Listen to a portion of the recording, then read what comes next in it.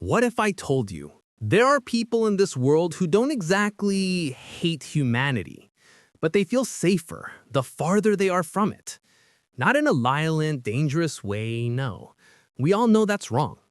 I'm talking about a quieter kind of distance. The kind of person who avoids crowds, who dodges small talk like it's a flying bullet, who would rather sit with their dog, their cat, or their own thoughts than spend 2 hours pretending to enjoy a conversation that drains the life out of them. People who aren't trying to hurt anyone, they just want to be left alone, in peace, in silence, in a world that doesn't claw at their nervous system. But why? Why do some people turn away from others? Why do they flinch at social invitations, or feel suffocated in groups, or pull back when the world gets too loud?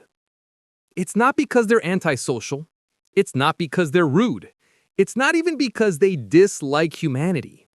It's deeper, more psychological, more painful, more human. And if you listen closely, you might recognize a part of yourself in one of these three types. So let's dive in. The first type, the betrayed soul. These are the ones who aren't born distant. Life pushed them there.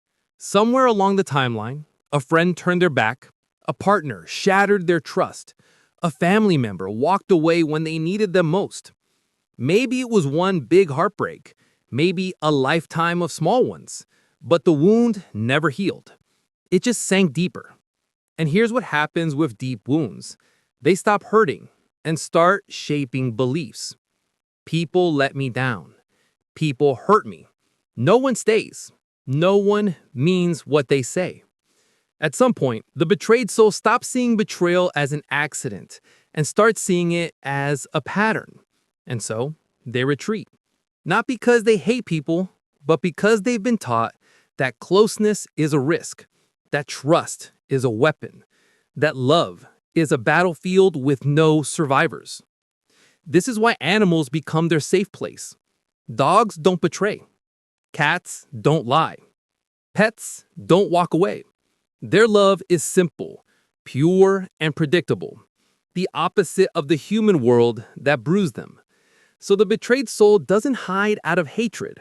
They hide out of self-preservation. The second type, the peace seeker. These people aren't angry. They're not bitter. They're not cold. They're tired of emotional noise, tired of drama disguised as friendship, tired of conversations that feel like performance, tired of people misreading their silence as arrogance. The peace seeker doesn't want isolation. They want calm, but the world misinterprets calm for coldness. So the questions begin. Why don't you join us? Why don't you hang out more? Are you avoiding us? Are you upset? And suddenly the peace seeker feels like they're defending a crime they never committed. They retreat, and people judge them. People judge them, and they retreat more. A cycle begins. A cycle the world doesn't notice, but the peace seeker feels in every breath. They don't hate people, not even close. They just hate the version of themselves they have to become to survive social situations. They prefer honesty over noise, depth over entertainment, stillness over chaos. And in a society that worships constant interaction, stillness is treated like a flaw. And then the third type. This one is different. This one is heavier. This is the person who's grown a genuine disgust for humanity, not from a single wound, but from years of accumulated bitterness. This isn't someone seeking peace. This is someone who's done trying. They've watched people manipulate, lie, cheat, twist, pretend, betray, not once, but repeatedly, consistently, relentlessly.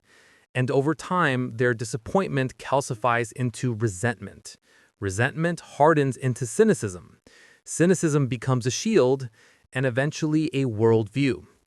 They exaggerate people's flaws because those flaws feel bigger than anything good.